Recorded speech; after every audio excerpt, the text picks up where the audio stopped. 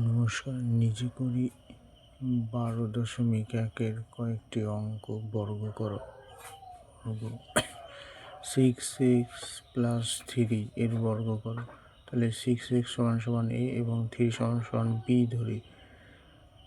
সূত্রের সাহায্যে আমরা প্রয়োগ করে পাই। সূত্রটি হচ্ছে a + b তার whole square equal to square plus 2ab + b square.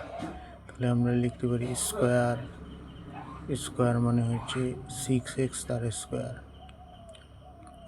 Plus সূত্রে 2, a হচ্ছে 6x, b হচ্ছে 3 প্লাস 3 তার স্কয়ার মানে b স্কয়ার। এবার নেক্সট পরবর্তী লাইনে এগুলোকে আমরা গুণ করে দেব। তাহলে 6 6 36। এবার x স্কয়ার লিখব প্লাস 6 দুগুণে 12 3 12 36 36x প্লাস 3 3 9। উত্তর হয়ে গেল অঙ্কটি। পরবর্তী নেক্সট 7 দাগের অঙ্কটি হচ্ছে 4x + 5y এর বর্গ নির্ণয় করো। তাহলে 4x = a এবং 5y = b ধরি।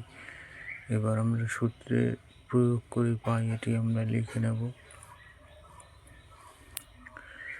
সেই একই সূত্র a + b তার whole square equal to a square plus 2ab + b square এই সূত্র।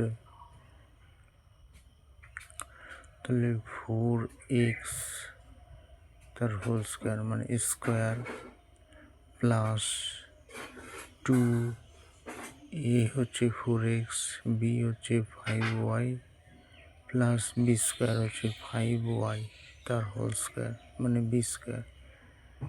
নেক্সট হচ্ছে পরবর্তী লাইনে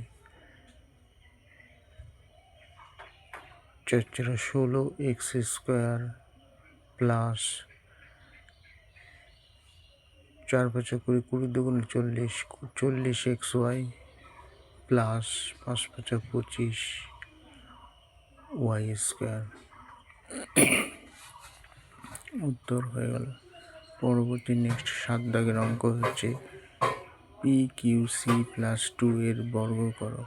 তাহলে pqc = a এবং 2 = b ধরে পাই। সূত্র প্রয়োগ করে পাই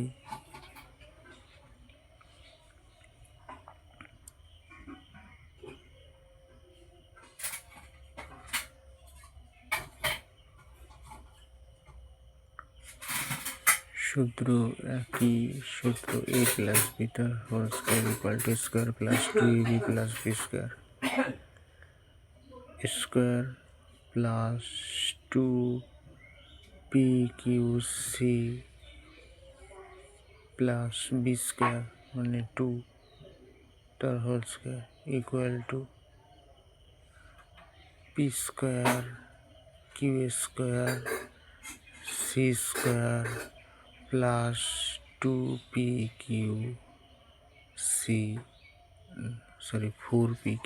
2 2 গুণ করলে হচ্ছে 4 প্লাস 4। উত্তর হয়ে গেল। অঙ্কটি এই ছিল, খুব সহজ অঙ্ক।